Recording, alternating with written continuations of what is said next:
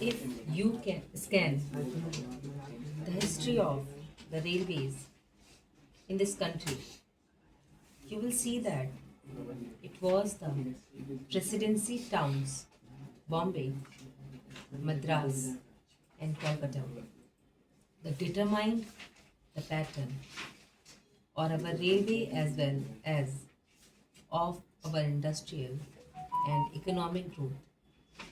The British, when they landed in this country, established trading centers called forts.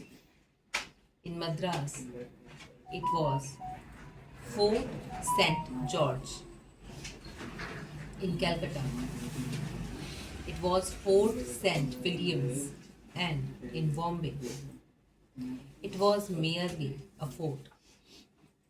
And there was one in Surat also.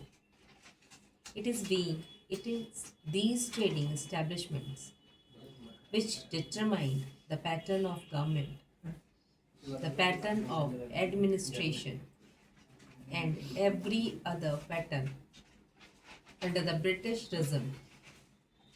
They constructed the railways, they established the industries, they located their armies with reference to these three presidency towns.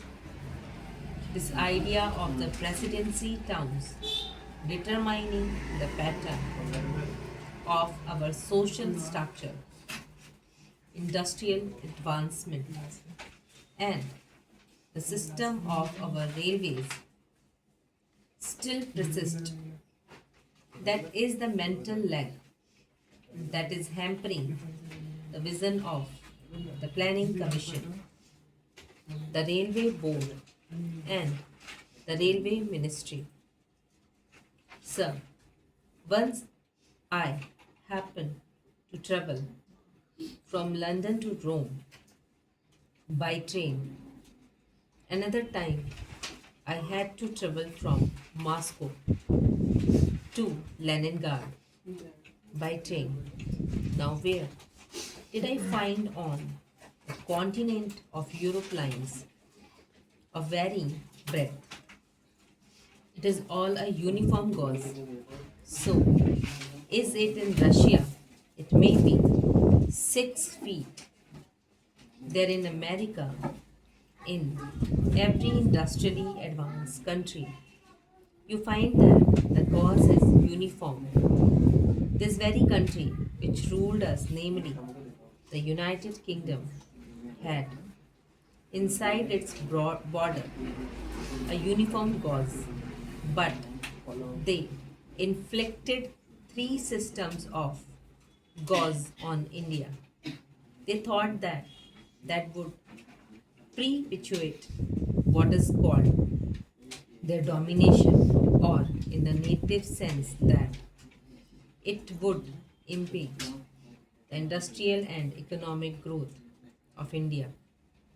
Secondly, it would make India always the customer and purchaser of lines and locomotives and rolling stock from the United Kingdom.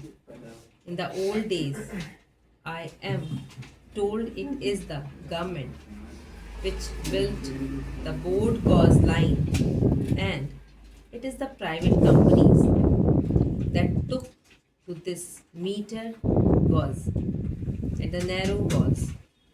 Though they may not have had the distinction of private and public sector in view, then it now appears that what the so-called public sector then did has been good, and what the private sector then did has been to our disadvantage.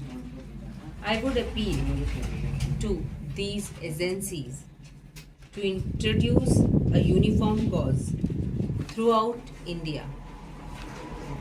In this connection, it will be interesting to note the talk of the Honorable Railway Minister about The schools, primary schools, higher secondary schools, and high schools for the Indian Railways.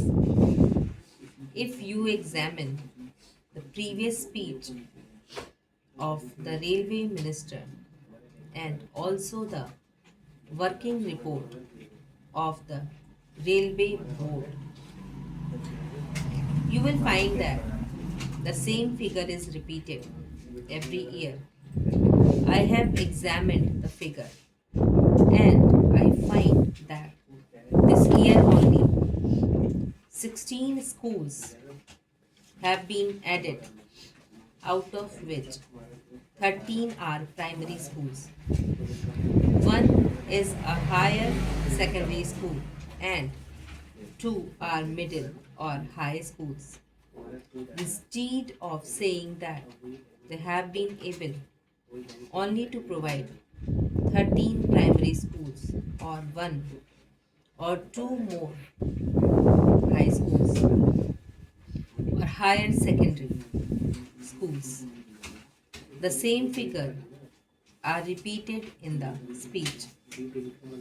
Although the railway board has all along been saying that education is the responsibility of the state and therefore the railway board does not own this responsibility. I would like to remind the railway minister about the agreement reached between the National Federation of Railwaymen and the Railway Board in the year 1955, according to which the Railway Board undertook to provide primary schools for the education of the children of railway employees.